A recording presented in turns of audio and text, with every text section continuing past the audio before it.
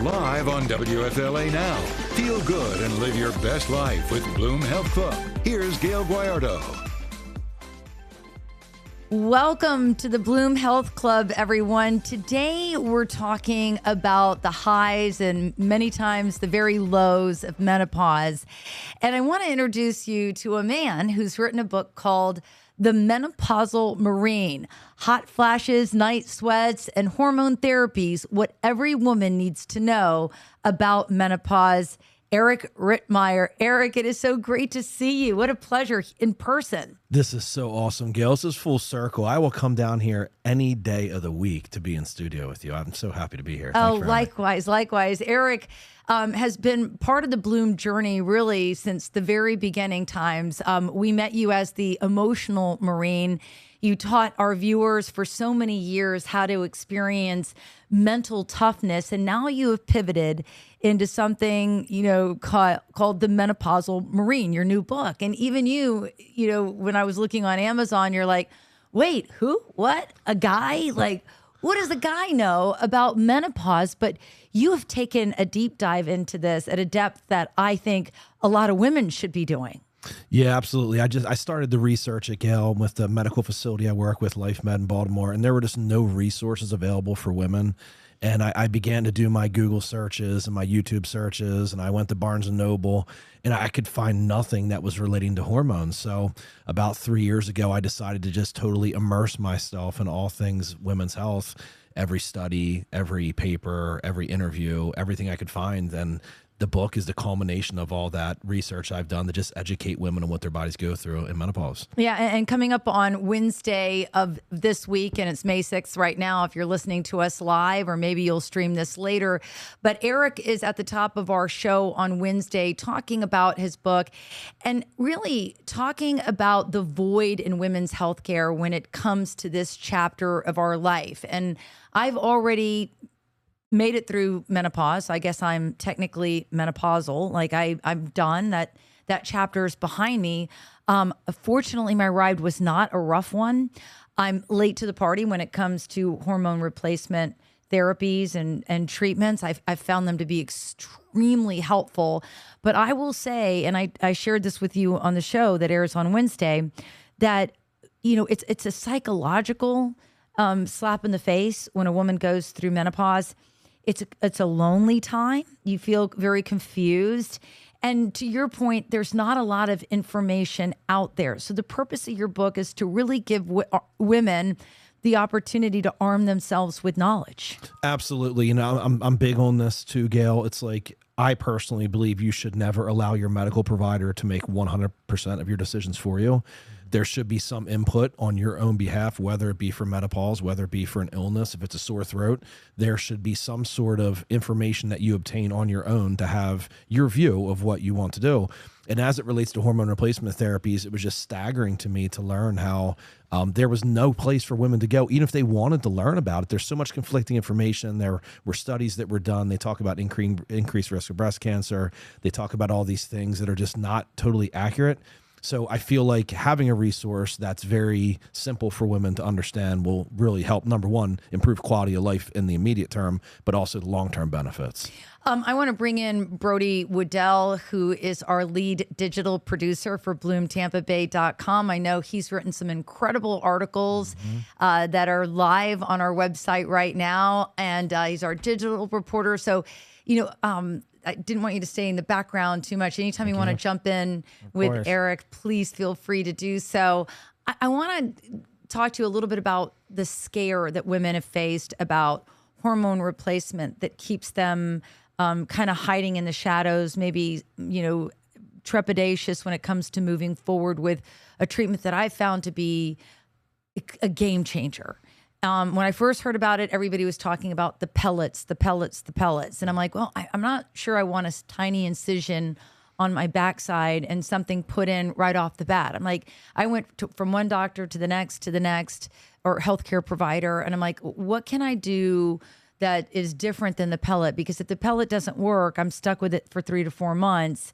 And I'm just not ready to take that step. And along my journey, I'm asking a lot of questions. And to your point, not finding a lot of answers, online or anything like that. I was told that there's, topical treatments, sublingual treatments, and all of this stuff. But you say it really starts with finding out where the woman stands on her individual body. So I did extensive blood work and I did extensive DNA therapy to find out if this was a safe protocol for me. Yeah, and you bring up a really good point, Gail, because I think at the core of all of this is really the safety aspect of it, because there are some misconceptions about this, and it all roots back to one study. It was the Women's Health Initiative. It was done in 2002. To date, it's the largest randomized clinical trial in women's health ever. It was the National Institute of Health. It was a $675 million study. The study was shut down about 2.5 years early. They went on camera and said, hey, if you're a woman taking hormone replacement therapies, you increasing your risk of breast cancer by 25%. That was the takeaway. Almost overnight, hormone replacement therapy prescriptions dropped off by about 75%. What we now see 20 plus years later, as we view this study through a very objective lens, is that some information was incorrectly extrapolated from the study.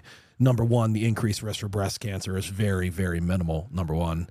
Number two, it totally disregards the benefits of bone health, brain health, and most importantly, heart health. A woman is 8 to 10 times more likely to die cardiovascular disease than she is breast cancer. And I'm not taking anything away from breast cancer. I hate it with every ounce of my being. But if we truly want to help women live longer lives, we don't just need the pink ribbons, we need red ribbons as well. I think that with heart disease, it's not as visual as breast cancer or any type of cancer is. It's really the only inevitable disease of our species, cardiovascular disease. Every person will die with some form of cardiovascular disease, not always because of it. We now have lots of pharmacological interventions. We have lots of research on heart disease. We know how to pretty much eliminate it. So for us and for women, if they put all emphasis on a very minor increased risk in breast cancer at the expense of not paying attention to the heart, bone, or brain, that's a problem. So I think it all starts with educating yourself on what was that study about, because everything roots back to that one study. Every show I do, every patient I meet with, everyone I talk with, it always roots back to that one study. And it's dangerous 20 plus years later, knowing what we know, to not educate women on the facts about what was in that study. Another thing that I think is really interesting that you bring up, because again, if you are going to the right provider and you're understanding that this is a long game play, that you might not get your hormones balanced perfectly with round one. There's going to be some tweaking. Your medical provider is going to need to look at things and analyze and compare your blood panel results. All that comes into play. Once you achieve this balance in life, I've said it again and again and again, it completely changes your life, from how you feel as a female with balancing your weight, the night sweats, or for some women, the day sweats, your emotional roller coaster that you might find yourself on. And I think, and I've never understood it, and I've never subscribed to it on a personal level, but I think it's terrible that the answer to this for so long has been to give women Xanax and other mood stabilizers when it's their hormones that are off balance, and not a mental health issue. I mean, you're basically masking a much deeper problem with a pill. You sure are. And again, there are certain situations where SSRIs, anxiety medications, are absolutely warranted. As it relates to hormone imbalances, what I found in my firsthand experiences, I think what's most frustrating for me is we know that every single woman will go through menopause, either naturally due to age, chemically due to some sort of treatment, or medically due to surgical. Every woman goes through it. So we have a ton of information. We know what happens when a woman loses ovarian function. We know that estrogen goes away. We know that estrogen is very protective for bones, brains, and hearts. So if we're able to replenish that estrogen, again, to almost immediately mitigate symptoms, which it works absolutely magical for, but the long-term benefits, I can't emphasize that enough. But at the very core of this absolutely is making certain that you are a candidate for hormone replacement therapies. I will be the very first person to say that not every woman is. The studies did show that there's a certain group of women where normally it's going to be the safest, generally speaking, 60 years old or younger, less than 10 years postmenopausal.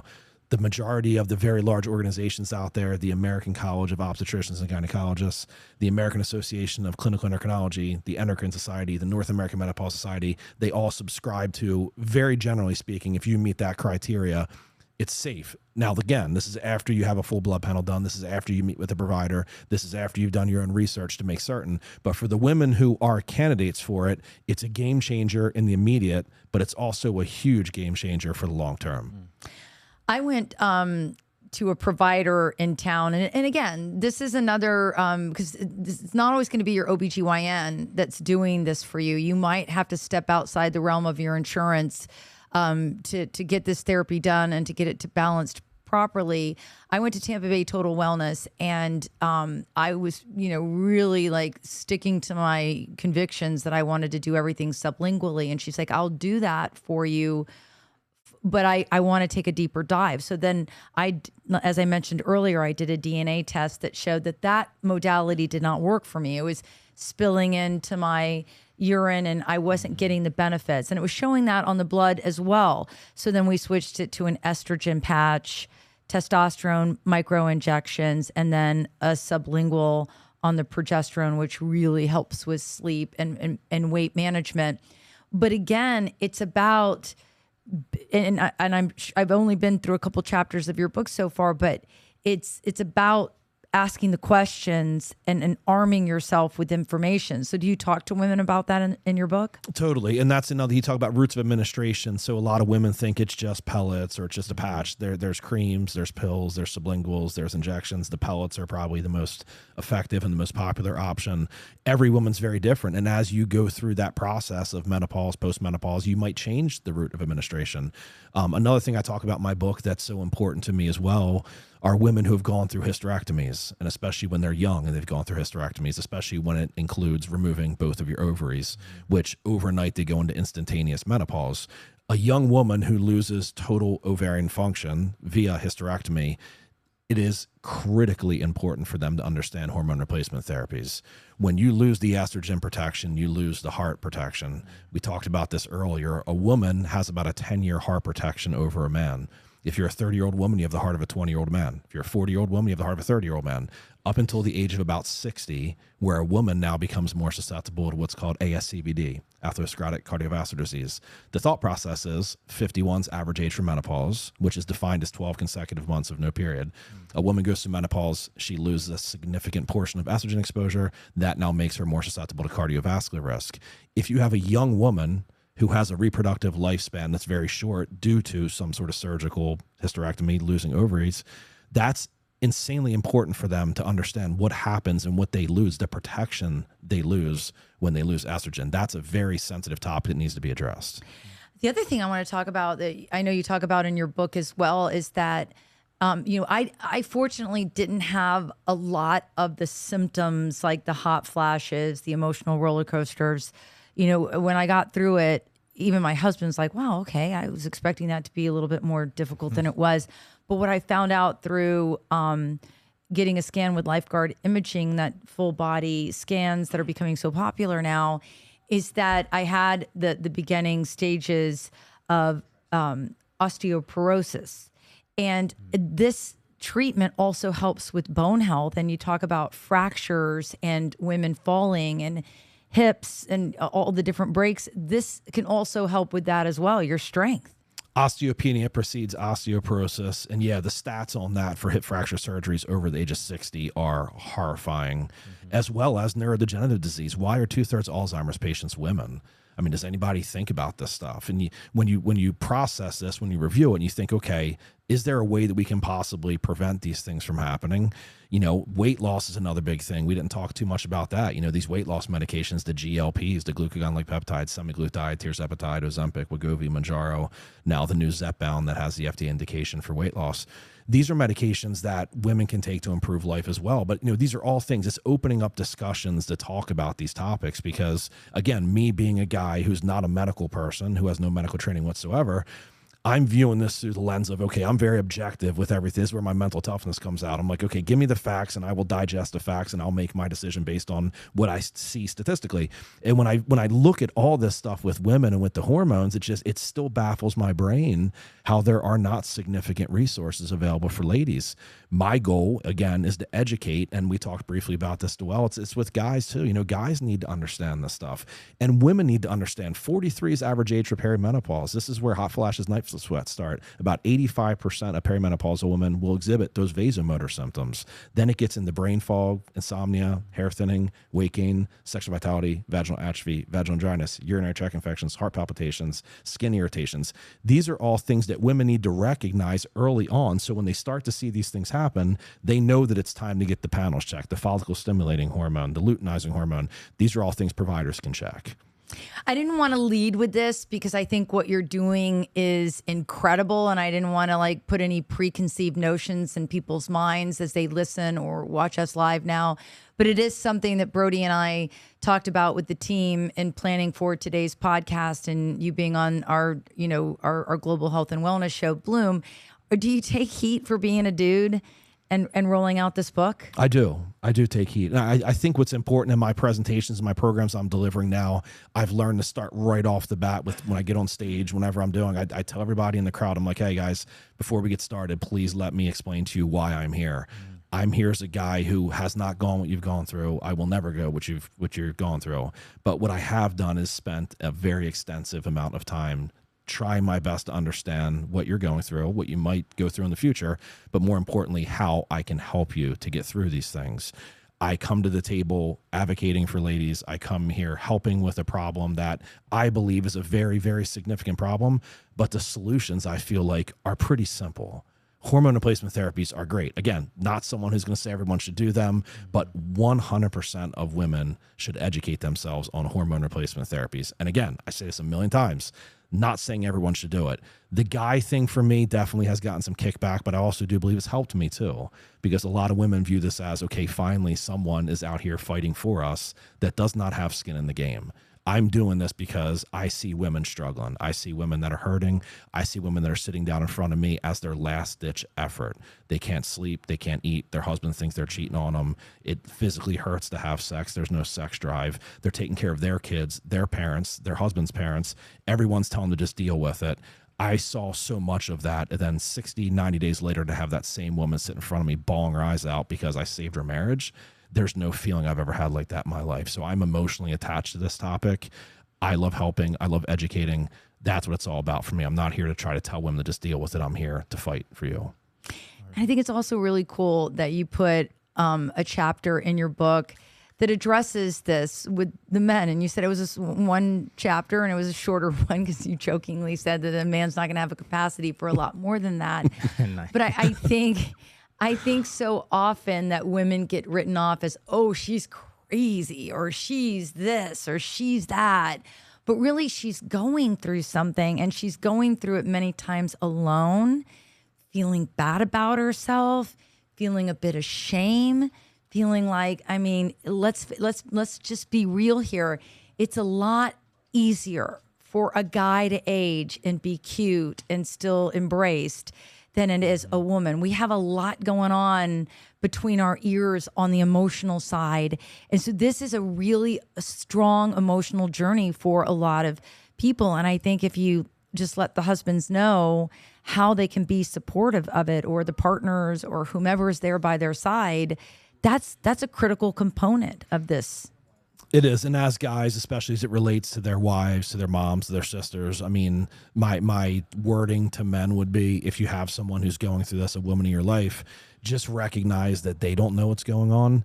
Their level of frustration is 18 times what your level of frustration is as a guy. And the one emotion that you didn't mention there is fear.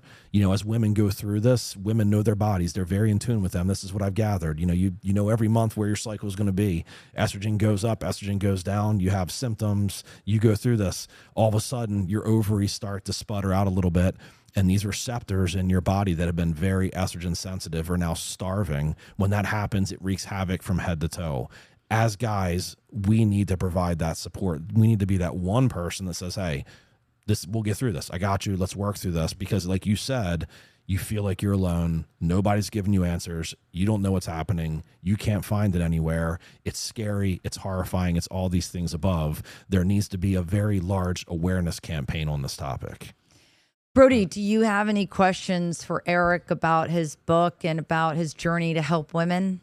Is there something to be said of letting nature run its course, do you think?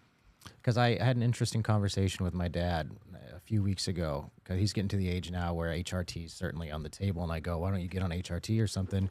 You can like wind the clock back like 10 years or something. He goes, sometimes there's a point where you just have to slow down, and there's a reason why you're not supposed to have all this going on. Like, what would you say to that? What would your opinion be? Yeah, that's a very valid question. I get that quite often, right? And I think my answer to that is man or woman, either one. Yes, as nature, as we age, as guys age, our testosterone levels drop off. Once we hit about the age of 30, we start to lose testosterone pretty significantly. Out in the wild, as we age, as men, we don't have to go out and hunt as much anymore. We don't have to reproduce anymore. We don't have to protect as much anymore because in the wild, we reproduce. We have kids to do that for us. Those levels drop off. With women going through post-childbearing years, they're now at an age where they don't have to give birth anymore. So their body's production, their body's ability to do that now starts to lay dormant. The thought process of letting it run its course, me personally, I don't subscribe to that, mainly because if you're looking at wellness, you're looking at longevity. We now have pharmacological interventions. We have studies. We have significant amounts of research on how to live longer, and not just live longer, but live better for longer, right? This is lifespan versus health span. It's not just how long you live for, it's your quality of life. So if you look at any of these types of treatments, hormone replacement therapies, testosterone for men, hormones for ladies, this is all about replenishing levels to physiologic levels. We're not talking about turning someone into Superman. We're replenishing what now is deficient. So there is that person who would say that, hey, I'm just going to let this run its course. Unfortunately, when that happens, normally that means a lower quality of life. That's called that marginal decade, about the last 10 years of your life. We're trying to minimize that. We're trying to hold back the hands of time. Again, good, bad, right, wrong. I think it's a little different. The older school mentality, I think, is, and even the Marine Corps, kind of comes out too. It's like, suck it up and deal with it. Yeah. Improvise, adapt, overcome, Marine. But it's like, hey, if we now have the ability to extend life and especially extend the quality of life, why not? Yeah. Hey, Eric, I want to first and foremost thank you for all that you did serving our country and your role as a Marine, and then all of your years of helping us build mental toughness. And now I have to say, I think this is one of the coolest missions that you could be on. Again, everyone, the book is The Menopausal Marine. Make sure you get out there. Eric Rittmeyer, congratulations on a job well done. We need you in our corner, and we appreciate you as women. Thank you, Gail, so much. And Brody, it's good seeing you too, buddy. Brody and I have been back a little bit. It's a little That's bit. Right. Years and years now. Years. Awesome. I appreciate you guys having me. Thank you so much. Thank you. Until next time, everybody.